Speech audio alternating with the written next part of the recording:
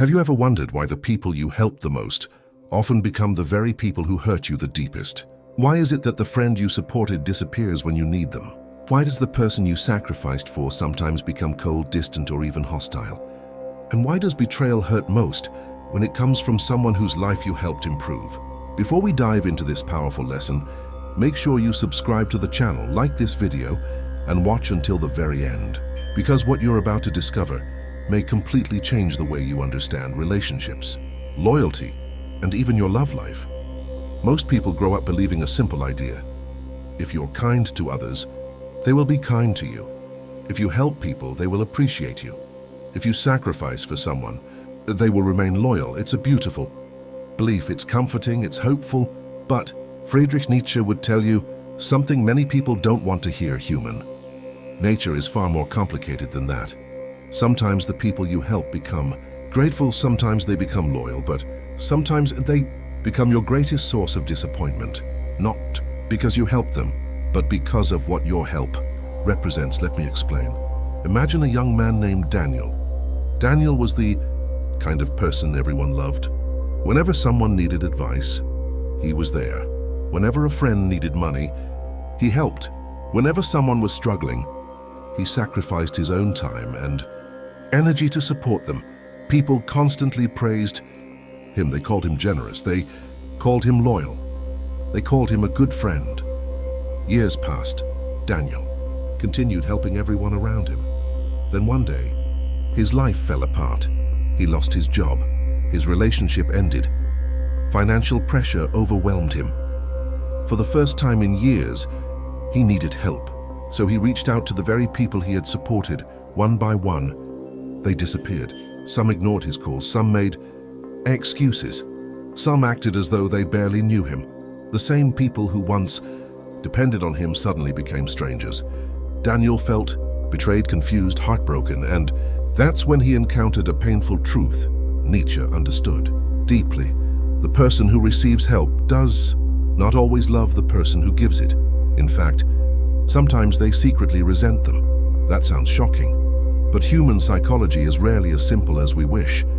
Nietzsche believed that beneath many social interactions lies a struggle involving pride, power, status, and self-image.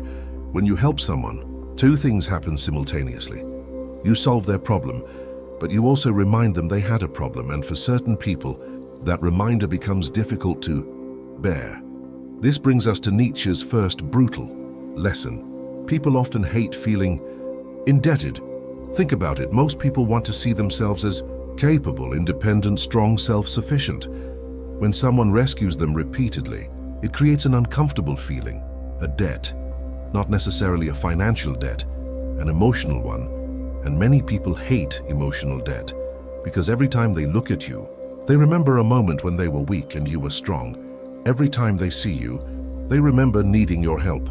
And instead of feeling gratitude, some begin feeling resentment. Nietzsche understood that wounded pride can transform appreciation into hostility. The person doesn't consciously think, "I hate you because you helped me." Instead, they begin finding reasons to dislike you. They criticize your personality, they question your motives, they minimize your contributions, anything to escape the uncomfortable feeling of indebtedness. The second lesson Nietzsche teaches is even more unsettling. People often value what they earn more than what they receive. Imagine two individuals. One works for years to build success. The other receives opportunities without effort. Who is more likely to appreciate the result? Usually the person who struggled for it. Why? Because effort creates value. When something is freely given, people sometimes fail to appreciate its true worth. This applies not only to money, it applies to advice, support, love, friendship, and sacrifice. Many people spend years giving everything to someone who never truly values it, not because the gift lacks value, but because the recipient never paid the price required to understand its value.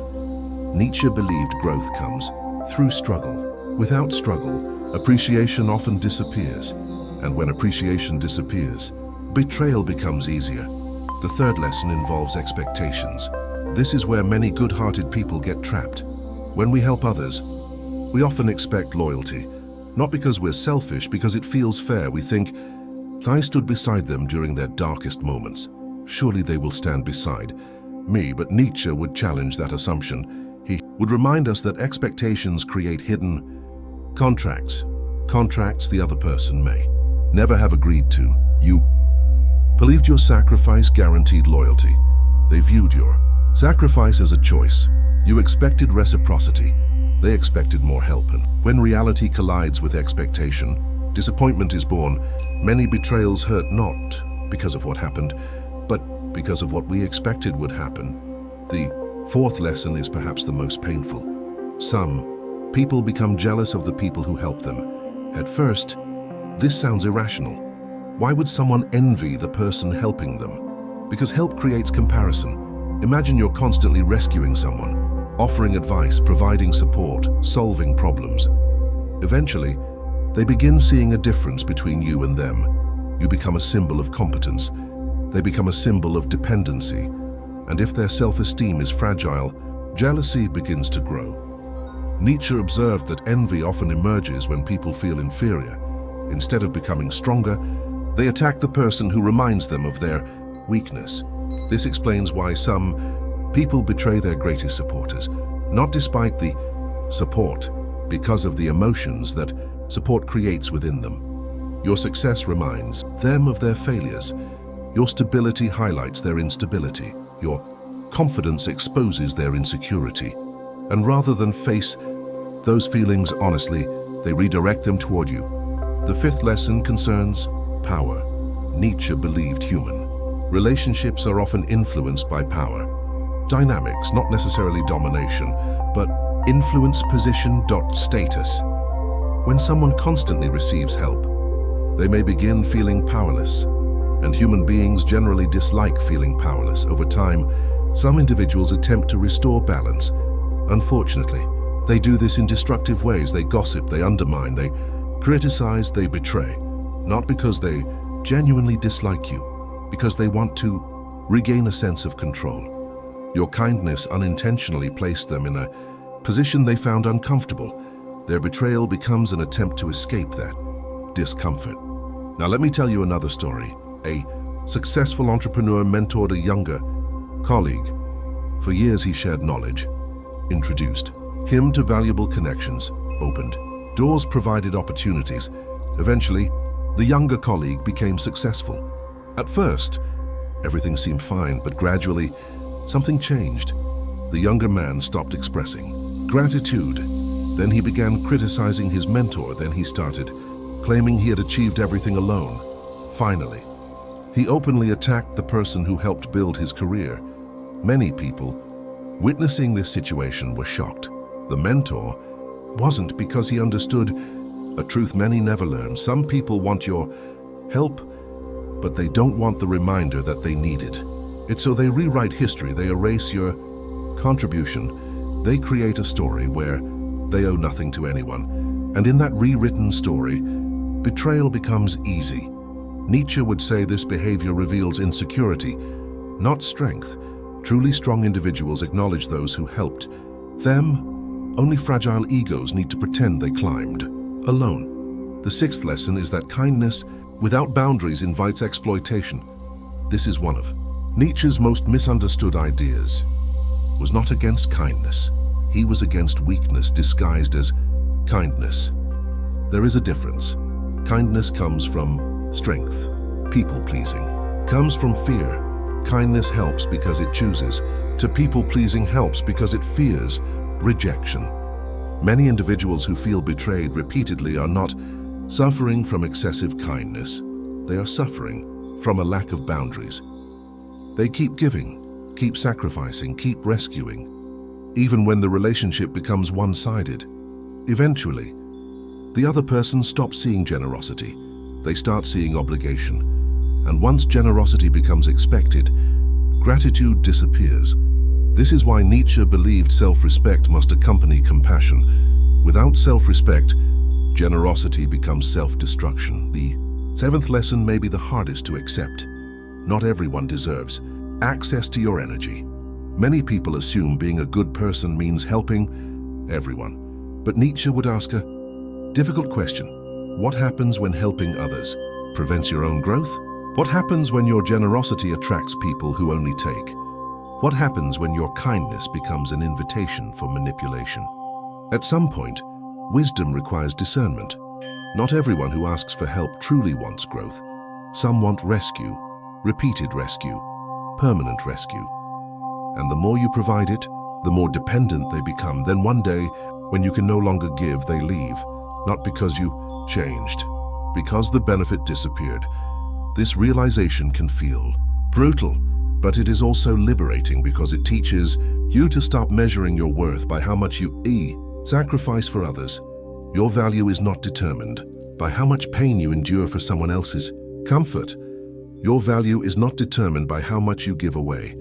Your value exists independently of what others receive from you. Now, does this mean you should stop helping people? Absolutely not.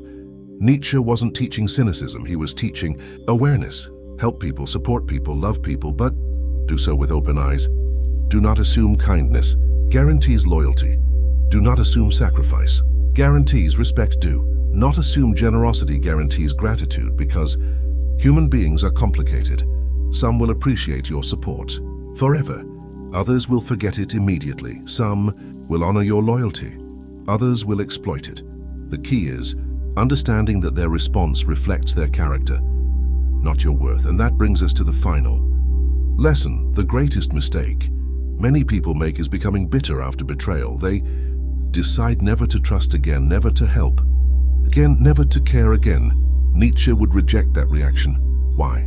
Because betrayal should teach wisdom, not bitterness. The lesson isn't to stop being generous. The lesson is to become selective. The lesson isn't to close your heart. The lesson is to protect it. The lesson isn't to stop helping. Lesson is to recognize who truly values help and who merely consumes it. Think back to Daniel, the man who spent years helping everyone. His life changed the moment he stopped asking, "Why did they betray me?" and started asking, "What did their betrayal teach me?" The answer transformed everything. It taught him that loyalty cannot be purchased with sacrifice, respect cannot be bought with generosity, and genuine relationships are revealed not by what people take from you, but by what they give when you have nothing left to offer. That is Nietzsche's brutal lesson. The people you help may not always become your allies. Some may become indifferent. Some may become resentful. Some may even become enemies. But that doesn't mean kindness is weakness. It means kindness requires wisdom, because true strength is helping others without becoming blind to human nature. True strength is remaining generous without becoming exploitable. True strength is learning from betrayal without allowing it to poison your soul. And once you understand that, betrayal no longer destroys you. It educates you. It reveals people for who they are, and it teaches you where your loyalty truly belongs. With that said, thanks for watching, and until next time.